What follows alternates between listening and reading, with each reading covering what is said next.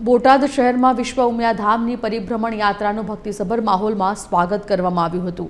Patidar residency વિસ્તારમાં મોટી સંખ્યામાં શ્રદ્ધાળુઓએ ઉમટીને આ ઉમિયાના રથની આરતી ઉતારી હતી।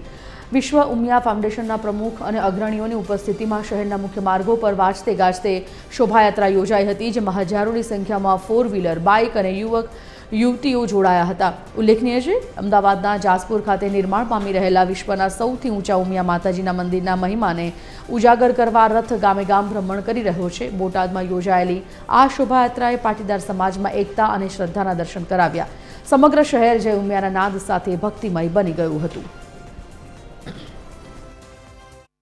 વિશ્વ ઉમિયા ફાઉન્ડેશન અમદાવાદમાં જે વિશ્વ ઉમિયા ધામનું નિર્માણ કરી રહ્યું છે કે જ્યાં વિશ્વનું સૌથી ઊંચામાં ઊંચું જગતજનીમાં ઉમિયાના મંદિરનું નિર્માણ અત્યારે ગતિપૂર્વક ચાલી રહ્યું છે, ત્યારે જગતજનીમાં ઉમિયાની આસ્થાને સમગ્ર વિશ્વમાં ઉજાગર કરવા માટે માતાજીનો રથ, દિવ્ય રથમાં માતાજી બિરાજમાન થઈ અને ગામે ગામ દરેક જિલ્લાઓ પર આજે પરિભ્રમણ કરી રહ્યા છે।